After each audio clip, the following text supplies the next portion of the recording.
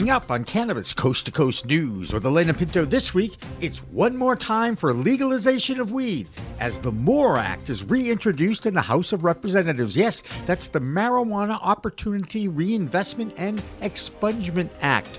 Lots of words for legalization, people, and the end of prohibition. But don't fire up that joint yet. This bill passed the House in 2020 and went nowhere in the Senate.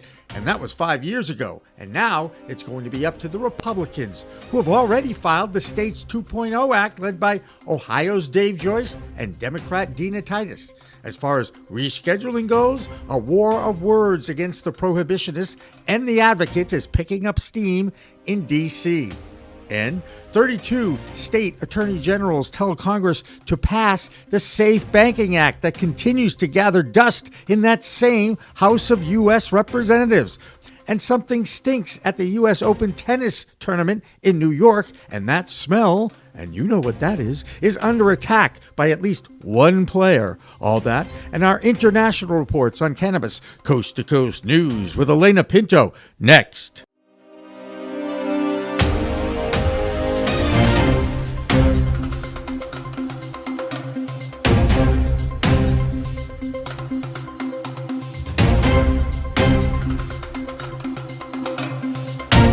Hi, everyone. Welcome to Cannabis Coast to Coast News, WPCM TV's weekly roundup of the fight to end cannabis prohibition in this country and around the world. I'm Alaina Pinto. It's been a few weeks since President Trump's first public comments about rescheduling cannabis, but reaction continues to be generated on both sides of this issue. Last week, we shared reactions from some of the president's inner circle while hearing from Deputy Director of NORML, Paul Armentano. This week, there's been some action in Congress when the M.O.R.E Act was reintroduced. This was the first reform bill that was passed by the House 5 years ago, but it never reached the Senate. Of course, it was the Democrats who were more entrenched in Congress back then. And now there is actually a bipartisan co-sponsored bill called the States Act 2.0. That includes interstate commerce, a federal tax on that, and puts regulations under the Alcohol, Tobacco, Tax, and Trade Bureau. It also allows the states the right to manage their own regulations. That bill has yet to get into a committee, which is a long way from getting to the floor for a vote. Now, another resurrected legalization bill has surfaced with the Marijuana Opportunity Reinvestment and Expungement Act, or the M.O.R.E Act. And to sort out all of the action on Capitol Hill, here's Andrew Behringer.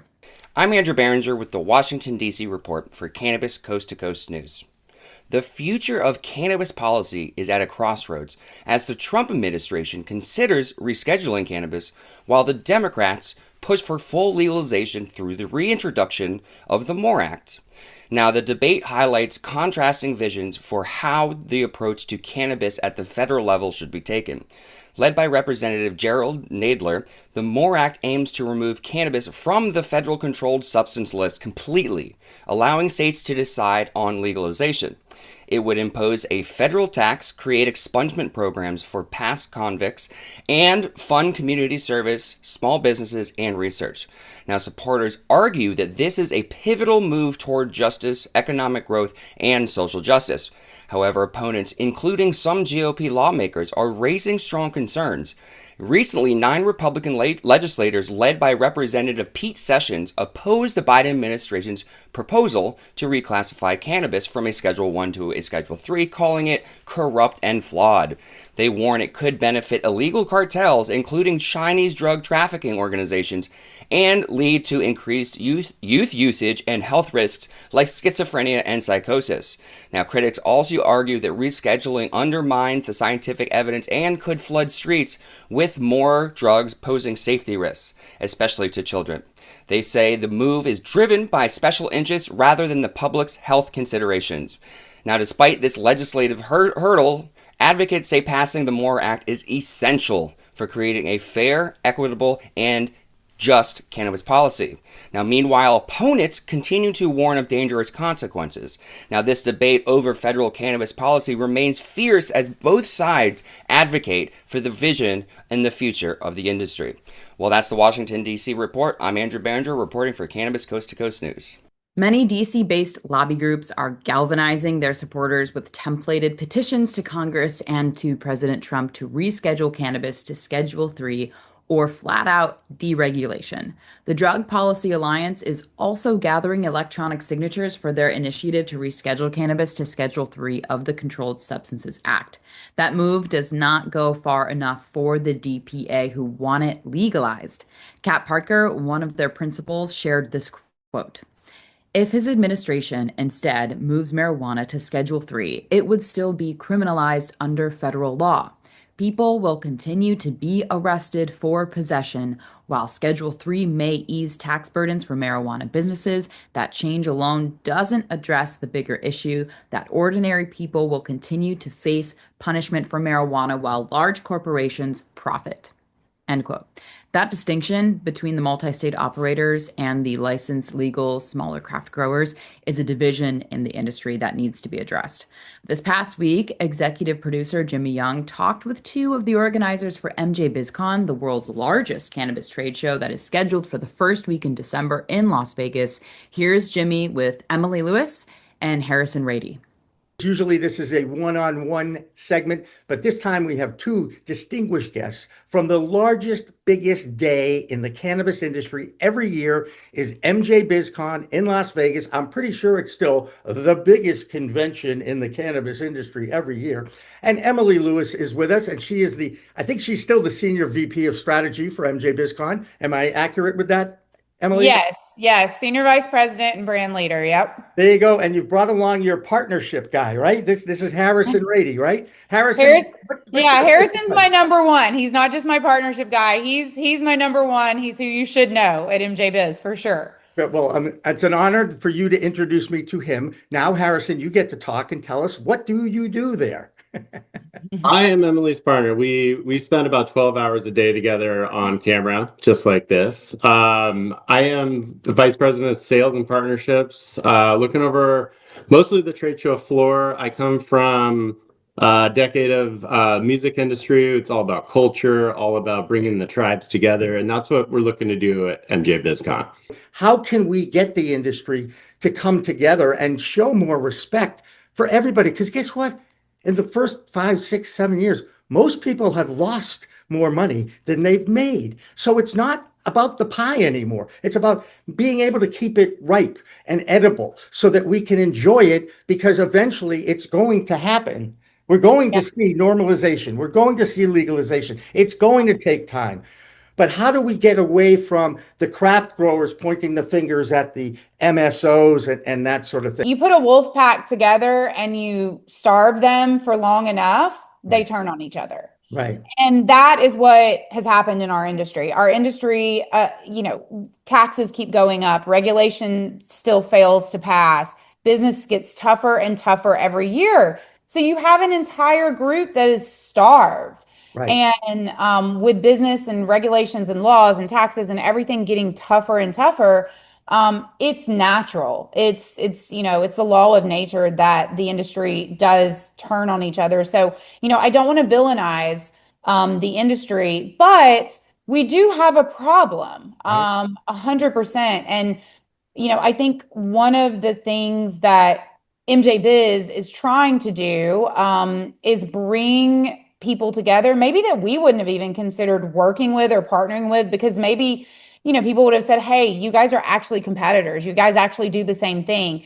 But, we actually could work together to connect the dots to make both of our businesses, better, and to create more ways for the industry to learn and grow and get what they need to help their business. So I think we have to lead by example. I don't think that telling someone not to villainize the other person, I can go, yell at someone in the hemp side all day long or yell at someone on the cannabis side and say, you guys shouldn't be doing that. You have to show. Words are only words. So that's one thing that Harrison and I are really adamant about, and the whole of the MJBiz team, is that we have to pave the way. We have to show by example. And I think, again, you'll see some of that in the way that MJBiz is evolving and the partners that we're bringing in. The entire interview will be released in a Cannabis Coast to Coast News special report on Thursday. So, which state do you think consumes the most cannabis in this country? California would be the most logical choice since their revenue is still number one, but this is a different category.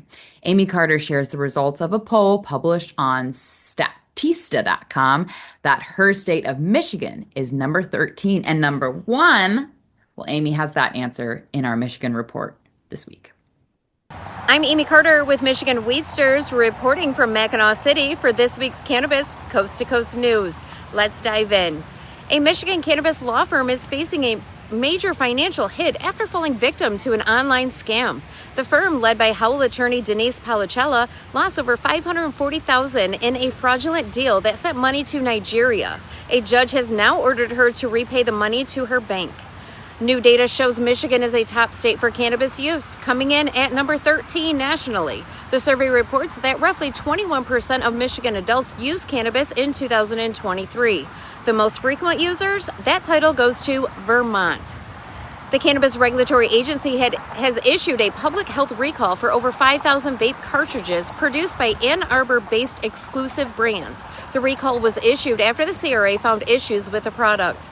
Exclusive Brands is now facing another issue. The United Food and Commercial Workers International Union Local 876 has filed a complaint against the company, alleging it is blocking workers from organizing.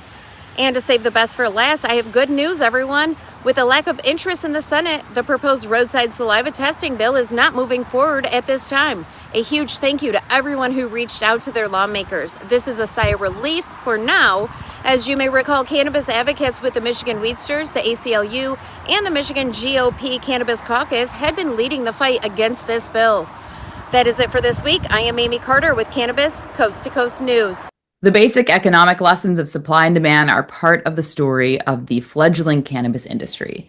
Many new states are opening up without enough inventory, and then in the more mature markets, there is a glut of product. Of course, when there is too much flower in the market, the prices crash. And right now, the average cost for an ounce in this country is just over $250. So, with 24 states now contributing their own adult use sales to the billion-dollar industry, which state do you think has the lowest prices? If you guessed Oklahoma, you go to the head of the bud tender class. They are still just legally selling into a medical market, but with adult use signatures being collected for a ballot question right now, that market could get even bigger and cheaper. With more from Oklahoma, here's Kimmie Cannabis. I am Kimmie Cannabis with Can I Talk About It with the Oklahoma Cannabis Report for Cannabis Coast to Coast News. As Alaina just reported, Oklahoma does in fact have the lowest prices on ounces of flowers in the nation at last check. But let's break down what that really means. A shake ounce can start as low as $10. Mid-quality flower averages around $80 an ounce. And higher-end craft cannabis can range anywhere from $100 to $300 an ounce. While these prices are great news for patients, they're not so great for growers, many of whom are struggling to stay afloat in such an oversaturated and competitive market. Next, big good news from Okie Wonderland. Owner Alan Suleiman has officially been cleared after a long, difficult battle with the Oklahoma Bureau of Narcotics. All charges and license revocations have been dismissed. Alan claimed in a public social media statement that he endured months of rumors, negativity, and false accusations, but stood firm, provided evidence, and was ultimately vindicated. He emphasized that his company pays all state taxes, vendor bills, and operates above board. His message to the industry: the cannabis community should come together, not tear each other apart. And with new plans ahead, he says Okie Wonderland is just getting started. Finally, mark your calendars. Can I Talk About It will be broadcasting live on Saturday at 11 a.m. during Harvest Fest weekend in Spavinaw, Oklahoma, September 4th through the 6th. This is an adult event where we feature music, food, vendors, entertainment, camping, and community. That's it for the Oklahoma Cannabis Report. Peace, love, and all that good stuff. While Oklahoma probably has a good chance of getting those signatures for the adult use initiative, Florida just won't give up trying. This week, the signature effort got a boost from a federal court decision regarding that process. Right now, the Sunshine State boasts the largest medical market in the country with 890,000 registered cardholders. In the fall presidential election, the Smart and Safe Florida group got 56% of the yes votes, and they still needed more. One vote even came from President Trump. That probably offset that state's Governor Ron DeSantis's no vote. But unfortunately, Smart and Safe Florida failed to get the required 60% of the vote to make the ballot results a law, something their Governor Ron DeSantis did not want. In fact, it was a law that DeSantis got passed this year that the federal judge ruled this week the state cannot stop the signature gathering activity. The judge ruled that DeSantis's law forced citizens to, quote, choose between curtailing their First Amendment rights or risk invalidation of verified petitions, crippling civil penalties, and further enforcement actions, unquote. DeSantis has tried many times to delay and thwart the pro-cannabis ballot initiatives by citizens.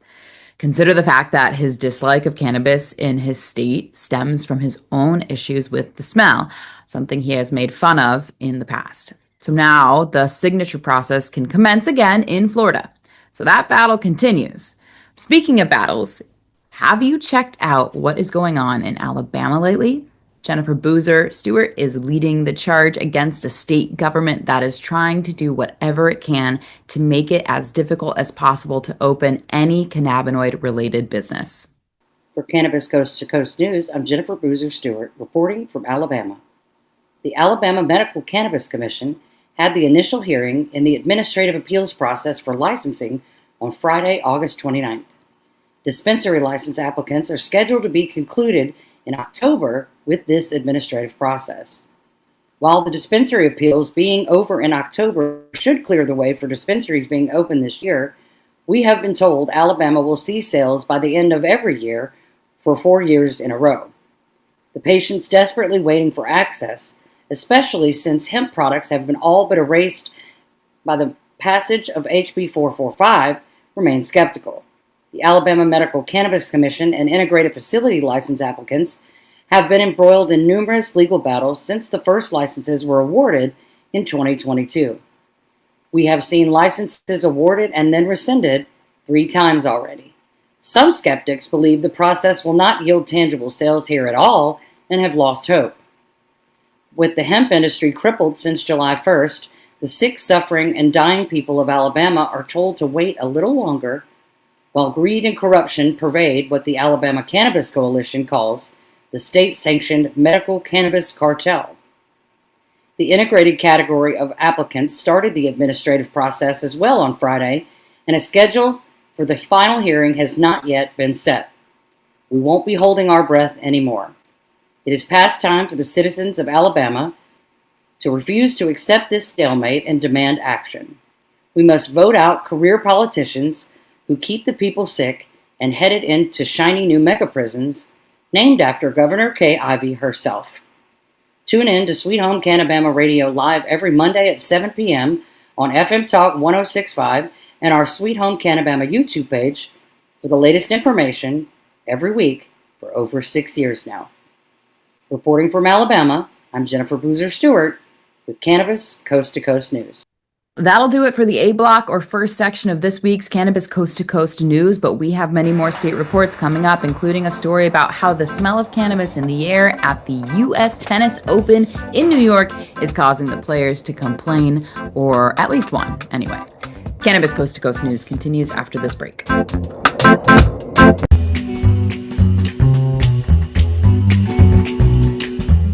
Your cannabis business could be overpaying by hundreds of thousands of dollars in federal income taxes because of one simple assumption that you're making about your accountant. A dispensary owner in Colorado called me frustrated as hell. He'd been working with the same accountant for 3 years.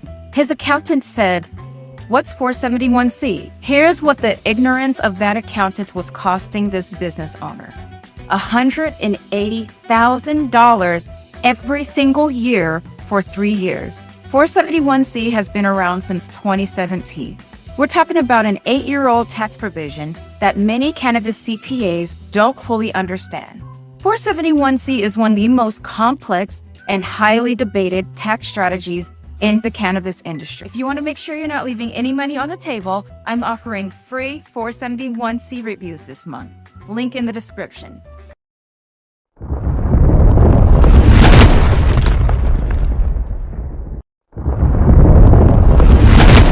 Accounting Buds has grown into Buds Group, the same award-winning quality, now with more service offerings. Buds Group, your best buds in the biz.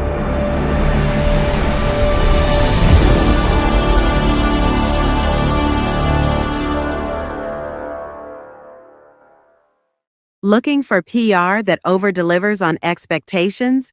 At Maverick Public Relations, they pair big agency experience with personalized attention. From launching award-winning brands to securing top-tier media hits, their data-driven communications team helps visionary leaders and entrepreneurs rise above the media noise. Maverick PR is responsive, collaborative, and relentless about results and ROI. Visit themaverickpr.com and make headlines together. If you want to make history, if you want to be part of history, if you want to say you helped legalize marijuana in America, now is the time to join us.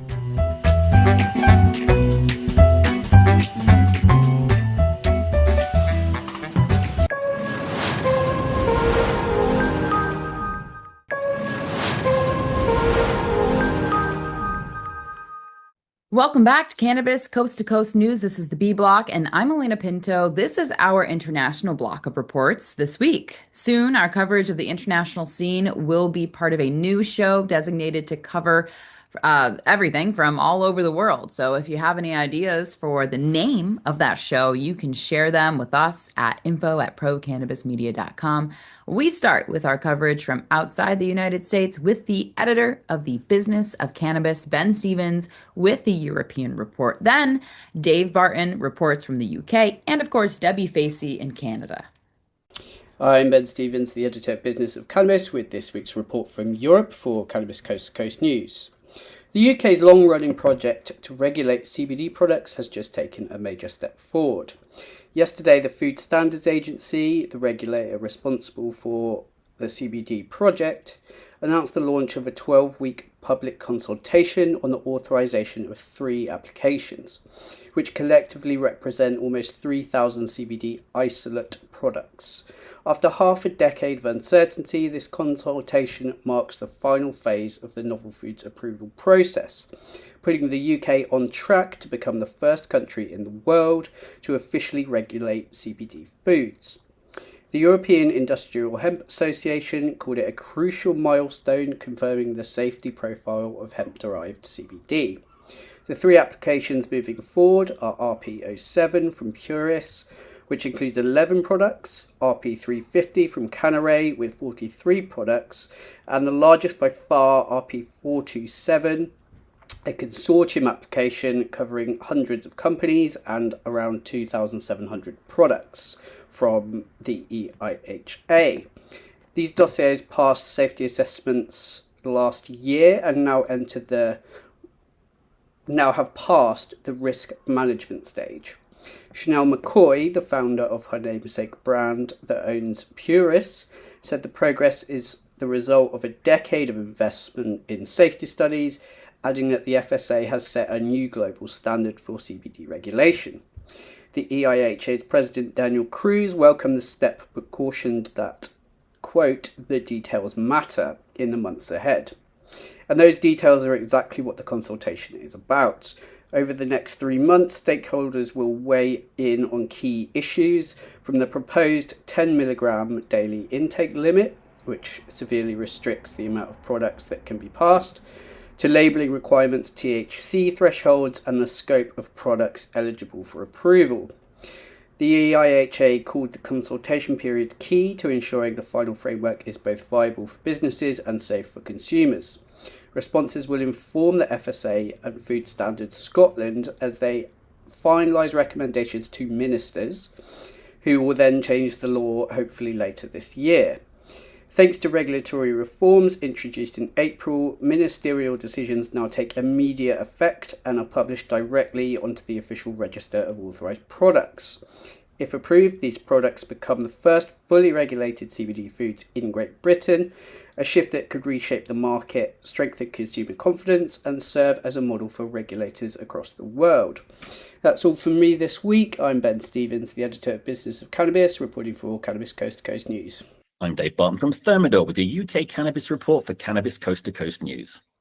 The UK government is set to ban a range of semi-synthetic cannabis compounds, including hexahydrocannabinol, HHC, as well as THC precursors, including THCA-A and THCA-B. The news comes following warnings from drug experts at the Advisory Council on the Misuse of Drugs, the ACMD, about potential health risks associated with synthetic cannabinoids and substances that mimic the effects and structures of naturally occurring compounds like CBD and THC. Britain's Minister for Policing and Crime Prevention, Dame Diana Johnson, confirmed she would implement controls under the Misuse of Drugs Act 1971 when parliamentary time allows. The cathedral city of Chichester, a well-to-do middle-class town on the south coast of Britain, has been named the UK's medical cannabis capital. Better known as the hometown of astronaut Tim Peake and for its festival theatre, according to a report from Relief Clinic, Chichester has more patients prescribed cannabis-based medicines than any other city in the country when measured against relative population size. Chichester is also one of the most expensive places to live in Britain, which may also indicate a cost barrier for many medical cannabis patients in other parts of the country. That's all for this week's UK report. I'm Dave Barton from Thermador reporting for Cannabis Coast to Coast News. This is Debi Facey with the Canadian Coast to Coast Cannabis News Report. So we have in Canada this week is Google has finally allowed us to have a 20-week trial period when it comes to the Canadian retailers in order for them to advertise. This is not only going to be a bonus for us Canadians, but it's also going to be a bonus for everyone else due to the fact that now you'll be able to see kind of what our products are here in Canada and how we operate. But at the same time, I do feel that most of the advertisements will be focused more on education, which isn't a bad thing, but it still allows us to at least advertise and at least create or present some sort of stats when it comes to the promotion. Next, what we have is the initiative from Cancel by creating a upselling your, I will say, your bucket or your trash bin or your basket size, which means that being able to not only create your customer experience, but to be able to excel in creating an actual sizable cart, which means more than one item, which is only going to help the overall profit for that store, which is a great thing. Next we have is Surrey, BC has finally announced that they have accepted the opening of cannabis stores. So in Surrey, they have opened up the first store, which is Imagine, and they have 11 stores following in the next few months.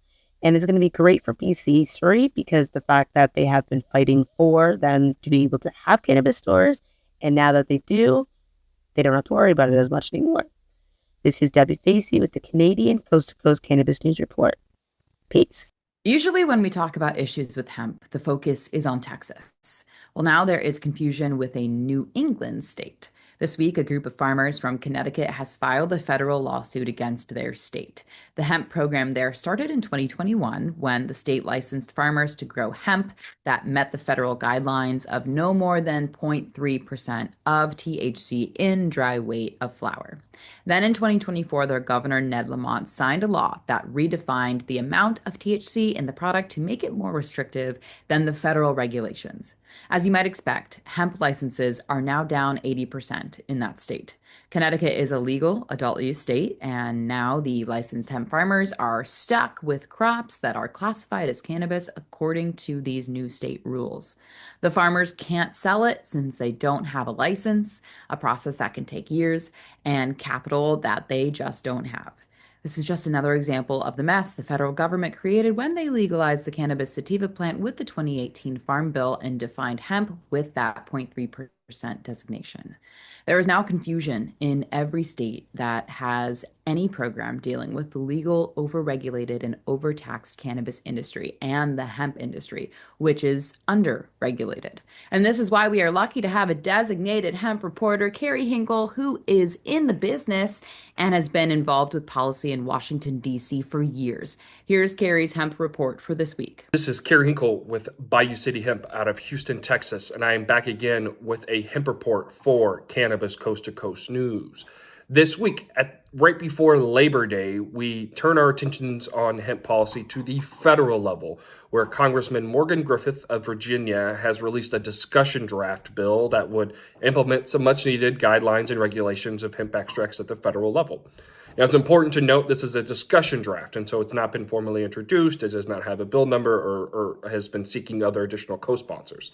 The discussion draft is meant to be circulated to industry and political stakeholders to serve as a starting point in the conversation. And so there's a lot of things to like on this bill. There's guidelines and regulations on labeling and what you can and can't say on a package, do not appeal to children, all things that the industry very much supports. But there's a key difference in this bill in that it would establish a commission to come up with what types of THC limits would be allowed in hemp products from the federal level. And it's interesting that it would be an 18-person panel. 10 of them would come from the FDA and the scientific community. And so the majority shares of the voting rights in this committee would come from the scientific community that would not necessarily have any expertise in the hemp, cannabis, cannabinoid science. And so the really important distinction for the hemp community right now in this discussion draft is that if this committee, after 3 years, does not come up with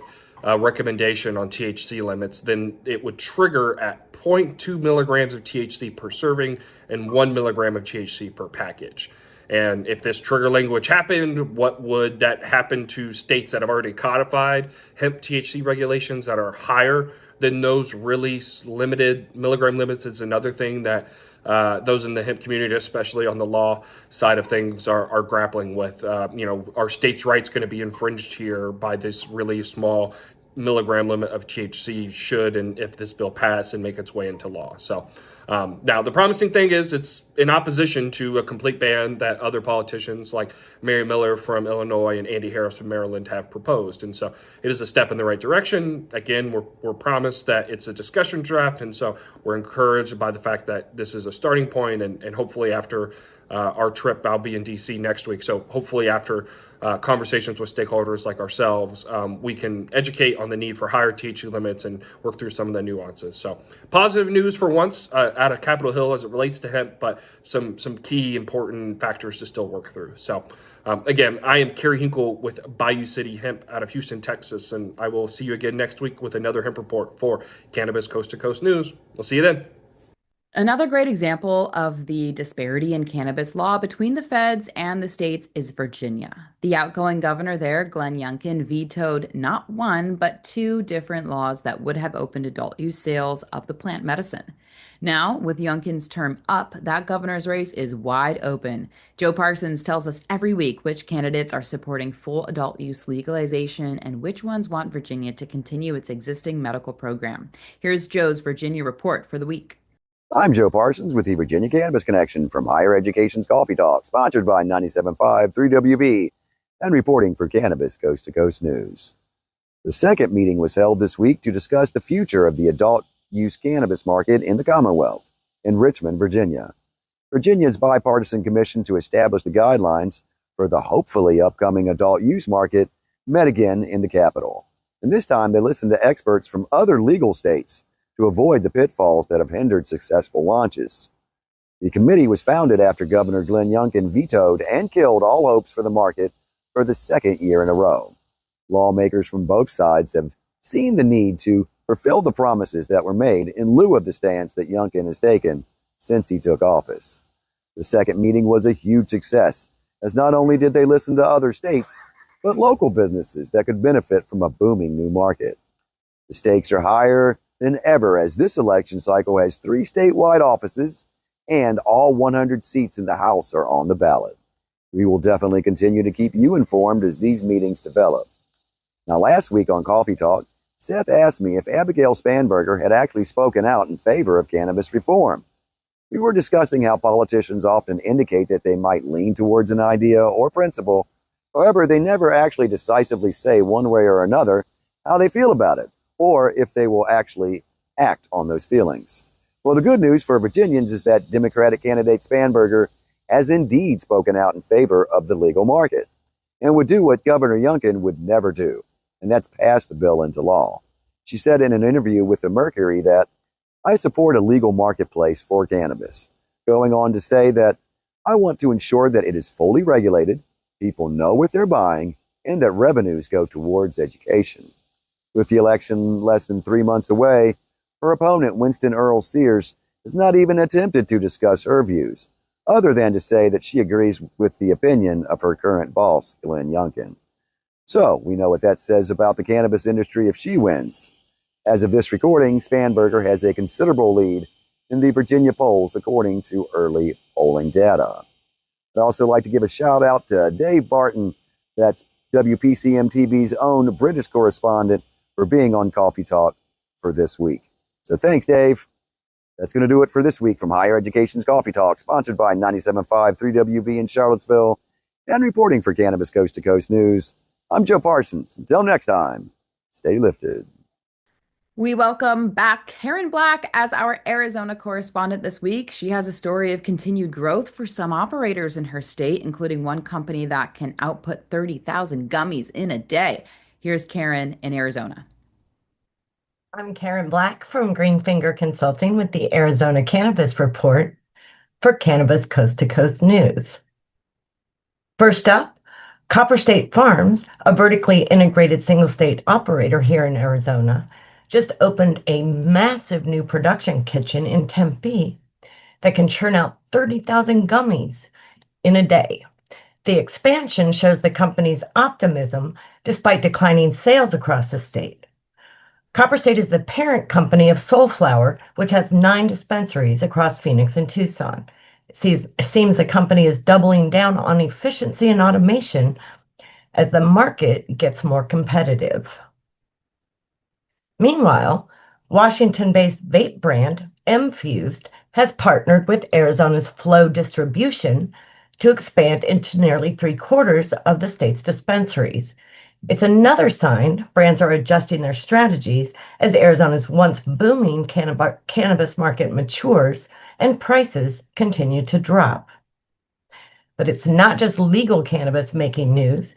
Scottsdale police recently made a major drug bust in the heart of its downtown tourist district, arresting 2 men and seizing $34,000 worth of illegal drugs. Officers found cocaine, ketamine, meth, MDMA, Xanax, and some synthetic drugs during the operation in Old Town Scottsdale, which is an area packed with bars, nightclubs, and visitors from around the world. Police say one suspect was a major supplier of cocaine and club drugs in the area. They also recovered $45,000 in cash and 3 illegal firearms. The bust highlights the ongoing challenge law enforcement faces as both legal and illegal drug markets operate side by side in entertainment districts in Arizona. While licensed dispensaries work to expand their reach, authorities continue cracking down on unlicensed sales that put locals and tourists at risk. That's all for this week's Arizona Report. I'm Karen Black from Greenfinger Consulting reporting for Cannabis Coast to Coast News. One state that is trying to do the right thing when it comes to regulating the entire cannabis sativa plant is Missouri. However, trying to streamline that effort with a single set of regulations has both sides of the plant fighting against each other. The same thing is happening right now in Texas with a fledgling medical program pitched against a thriving hemp market. Missourians for a Single Market has only raised $6,000 for their ballot initiative for the 2026 elections, and getting traction from either side of this issue has been difficult. What's amazing to many is that this is the same plant that the federal government defined legal by limiting the intoxicating cannabinoid THC to 0.3%. And now, with two viable billion-dollar industries pointing the finger at one another, is causing a divide with more confusion for citizens and law enforcement. This all could have been avoided if the FDA had stepped in right after the Farm Bill of 2018 was passed and set regulations like they were supposed to do, but instead they did not do that. In the meantime, a new state entering this arena is Minnesota, and Alysha Bellamy is right in the middle of the educational and licensing process. Here's her report for the week.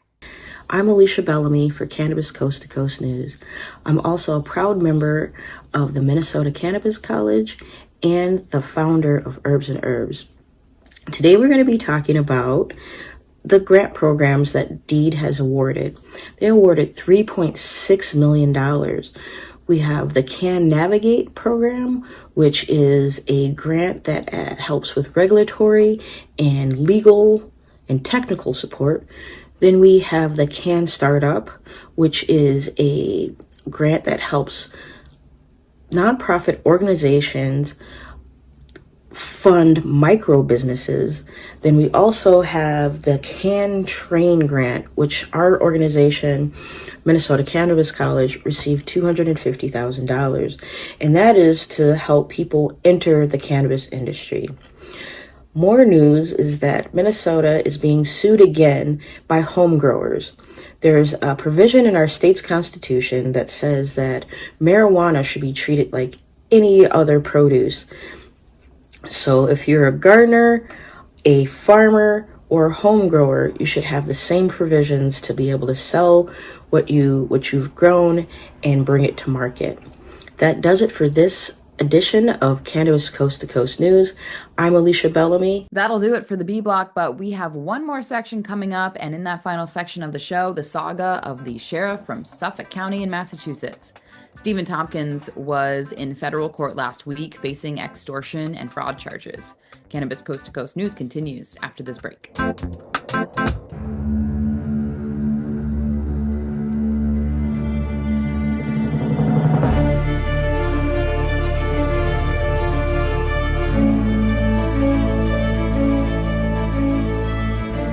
What if we're right?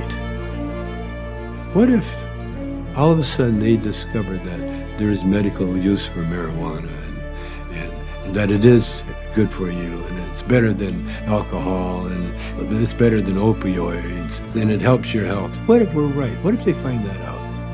Specific cannabinoids have medical value. These are facts. I'm here today in hopes to assist in removing the demonized stigma of cannabis and the perception that cannabis is just about getting high. The true base of this plant has to be known. I don't think anybody should ever go to jail for cannabis. Get some medicine, and everybody should have access to it. This is something which, at the very, very least, is the key to alleviating suffering and extending life for millions of human beings. Right? For returning some kind of balance to our society, and quite possibly of restoring our planet's natural balance as well.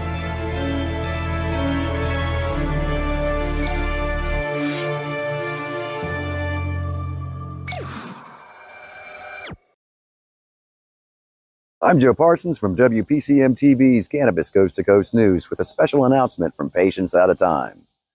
Patients at a Time is a Virginia-based nonprofit organization dedicated to educating folks about the therapeutic use of cannabis. Did you know about the indigenous cannabinoid system in the human body? Do you know the best form of delivery for your specific health issues? Do you know about the potential risk related to the use of cannabis? Are you concerned about becoming addicted to cannabis? Do you know how to grow your own plants? Get these questions and a lot more answered at the 16th National Clinical Conference on Cannabis Therapeutics, coming to Charlottesville on September 14th through the 16th. Patients at a Time has been the leading educational forum since 1995. Come and learn from the best. Please go to www.patientsatatime.com for more information. And as always, my friends, stay lifted.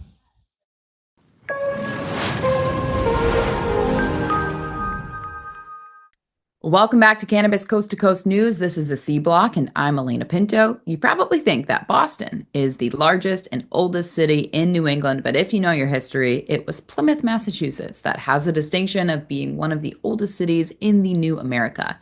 And now, 250 years later, Boston is in the news again, this time for the actions of Stephen Tompkins, the Suffolk County Sheriff who entered a not guilty plea on extortion charges in federal court this week. He had made an early stage investment with MSO Ascend Wellness, and when that company ran into financial trouble, Tompkins tried to get his money back and was denied, of course. This week, to no one's surprise, he resigned from his position as Suffolk County Sheriff in Boston. Here's the Bay State Report with Curtis Emery. My name's Curtis Emery, a bud tender from Resonate in Worcester, Massachusetts, with the Bay State Report for Cannabis Coast to Coast News. In a continuing story here out of Massachusetts, Suffolk County Sheriff Stephen Tompkins has seen his day in court for 2 federal charges that were brought against him this summer.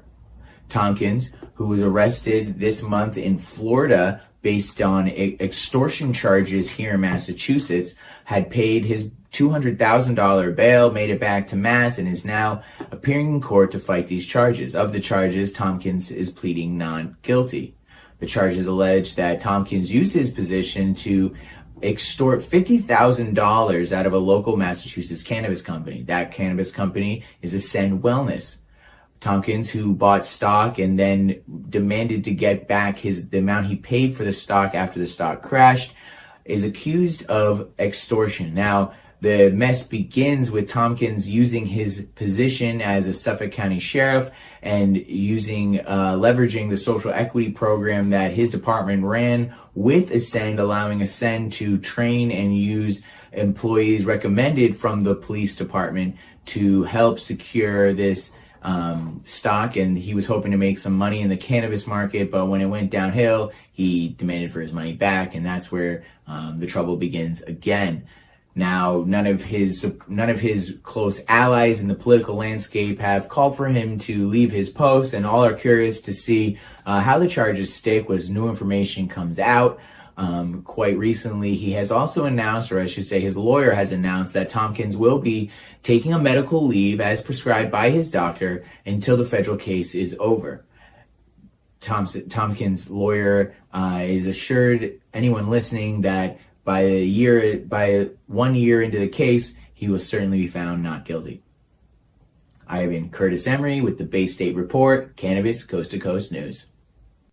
Despite a lull of information during the summer months, the state of Pennsylvania is still the odds-on favorite to become the 25th legal adult use state in this country. Their governor, Josh Shapiro, is on record saying he will sign a bill if presented to him by his legislature. While that movement is on hold for now, Jushi Holdings, an MSO that operates or owns 97 dispensaries in the Keystone State, is going on the offensive, targeting that state's unregulated THC hemp products. Jushi Holdings, a public company based in Florida, is now suing the intoxicating THC market for, quote, selling illegal products into unregulated retail channels directly undermines the Commonwealth's regulated medical marijuana program, unquote. This was first reported by the Philadelphia Inquirer. This is just another example of the growing division in the industry. But in the meantime, merger and acquisitions continue as Agrify is making a major buy of Green Thumb Industries' product line. Here's Doug Miller with his High on Wall Street. I'm Doug Miller from High on Wall Street with this week's Cannabis Stock Report for Cannabis Coast to Coast News. Agrify Corporation just made a power move. The company has officially acquired some of the most well-known cannabis brands from Green Thumb Industries, including Rhythm, in a $50 million deal. But here's the twist. Green Thumb will still manufacture and distribute those brands under a licensing agreement, while Agrify rebrands itself as Rhythm Inc. Starting September 2nd, investors will see the company trading on the NASDAQ under the brand new ticker RYM. Rhythm strategy: double down on licensing revenue and expand hemp-derived THC products, including its fast-growing Rhythm Beverages line. CEO Ben Kovler says demand for THC is rising as more consumers look for healthier alternatives to alcohol, and now these products aren't limited to dispensaries anymore. So let's see what the stock chart looks like. It's trading around $47.12, and it did pop up this week on that news. It could run up a little bit more, but watch for some pullback as it sets back up, and be sure to trade smart and lock in those profits. And that's this week's Cannabis Stock Report. Reporting for Cannabis Coast to Coast News, I'm Doug Miller. Every week, more and more research studies on cannabis are released, and lawmakers continue to make noise that more research is needed and could happen if cannabis moves to Schedule 3, but no one knows exactly what that move will mean. Many industry advocates share results of thousands of already existing studies whenever the subject of more research is needed. Sure enough, a few more came out last week. One out of Brazil concludes that CBD dosing can lower your blood pressure, and another here in the States was released by the prestigious Johns Hopkins University Hospital in Maryland. That's where our enlightened one, Christopher Bright, lives, and he has our Maryland report. I'm Christopher Bright from The Enlightened Voice. Welcome to Cannabis Coast to Coast News. I'll be bringing you the latest cannabis headlines from Maryland. A new study published in Cannabis and Cannabinoid Research finds no link between regular cannabis use and kidney disease. Researchers from Johns Hopkins and Tulane universities analyzed data from over 1,500 adults in Baltimore with an average age of 48, mostly black and female participants. The study, spanning 8.6 years, showed that regular cannabis users were not at higher risk for chronic kidney disease, rapid kidney functions compared to non-users. Even after accounting for factors like cigarettes or opioid use, the findings align with prior research suggesting cannabis does not harm kidney health. However, researchers call for further studies to explore the effects of different cannabis consumption methods and dosages, especially when growing variety of cannabis products. And now we have our content creator of the week. I would like to shine a spotlight on Charity, aka M.O.R.E. Cherry. Charity has been a force since high school. Creativity and dancing has always been in her blood. As a brand ambassador and social media manager for Cookies Baltimore, watching her dancing in her reels or stunning a runway is amazing. Stop by Cookies Baltimore and say hi, and follow her on IG at @BMORE_Cherry. And that's all for the Maryland's Cannabis Report. I'm Christopher Bright reporting for Cannabis Coast to Coast News. Ohio is celebrating the one-year anniversary of the launch of their adult use market with an announcement that $700 million in sales was collected. Another announcement should help put that total over $1 billion over the next year because that state approved pre-rolls for sale. While flower and buds are still consumed by 50% of the consumers in the United States, pre-rolls claim 16% of the market. And now that they are approved for sale in Ohio, watch that $700 million grow like a weed, if you will. That $1 billion club was reached a long time ago in Nevada, and that's where Tina Tasaka reports from every week. I'm Tina Tasaka with 420 Technologies, and this is the Nevada and Tribal Nations report for Cannabis Coast to Coast News. The first indigenous cannabis producer has partnered with Cookies in New York.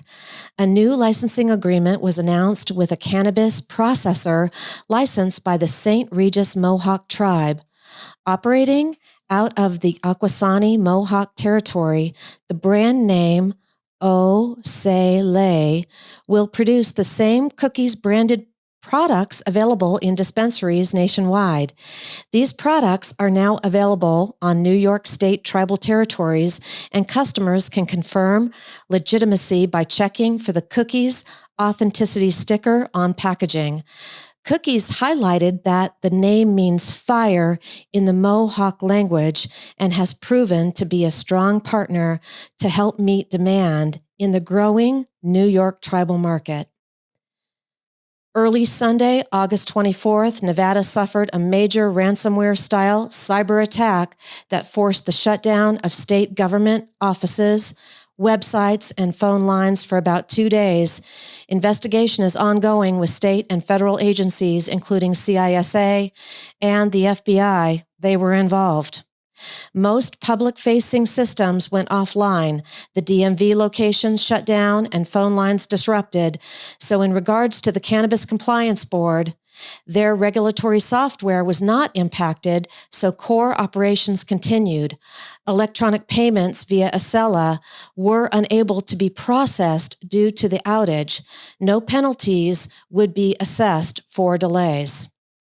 This recent and not the first Nevada cyber attack is a wake-up call for many and every cannabis business.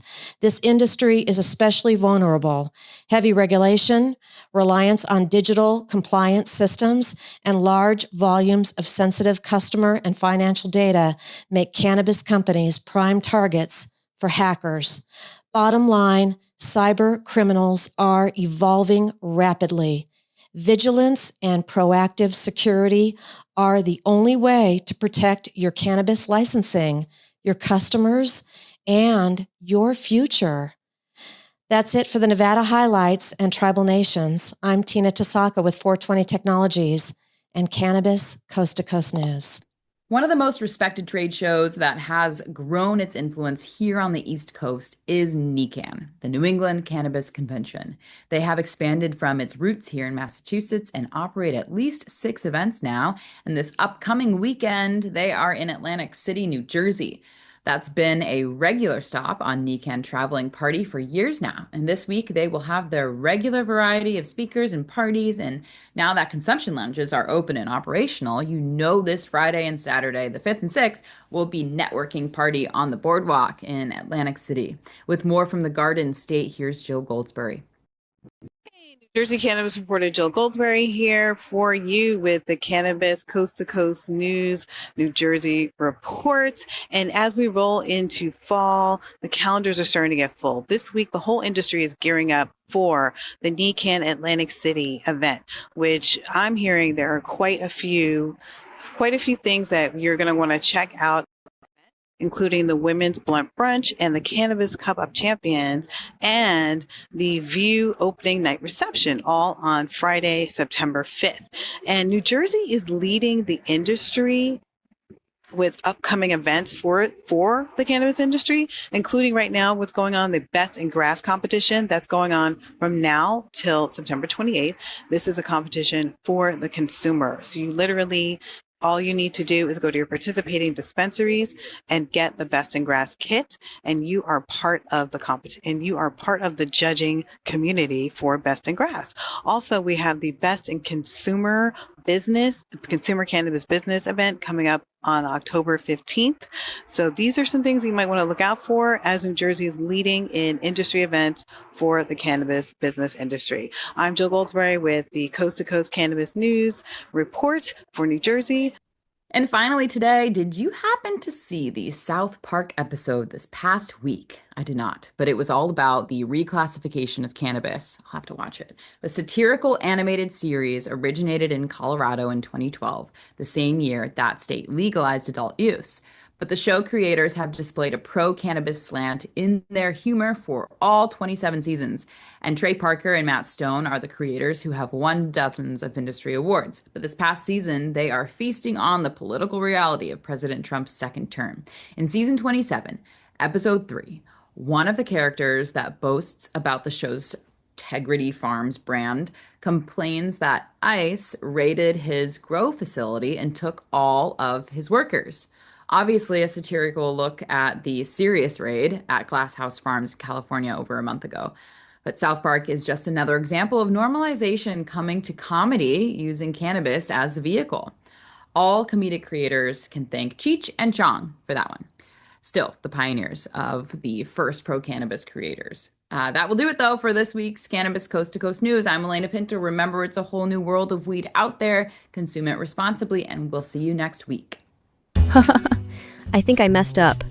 Did you know there's a place that covers all the cannabis news you need? Pro Cannabis Media is now WPCM TV, your go-to website for things cannabis. WPCM TV is the CNBC of weed, bringing you the latest news you need. Amie Carter. This week, she reports from inside the State House in Lansing. I'm Amie Carter from Michigan Weedsters with this week's Michigan report for Cannabis Coast to Coast News. And talk shows about all things cannabis. Well, thank you. And thank you for all you're doing to get the word out. Like, this show is so important. It all started back in 2018 when Emmy award-winning talk show host Jimmy Young kicked it off with the In the Weeds podcast. That it's not just any generic paper towel. You do have a brand that you use, right? Yeah, we live or die by the bounty. I mean... the quicker picker-upper! I love that! His mission? Building an army of multimedia journalists and podcast hosts who are documenting the fight to end cannabis prohibition in this country and around the world. Fast forward to today, and we've got the nation's only weekly cannabis coast-to-coast news program with Alaina Pinto. Hi, everyone. Welcome to this week's Cannabis Coast to Coast News, WPCM TV's weekly production of the fight to end cannabis prohibition in this country and around the world. I'm Alaina Pinto. Delivering the nation's only TV news-style program. Since June 2021, WPCM TV has racked up over 1.3 million views with 17 million impressions and picked up over 16,000 subscribers on YouTube alone. Now we even have our own app. For more information, contact the team at WPCMTV.com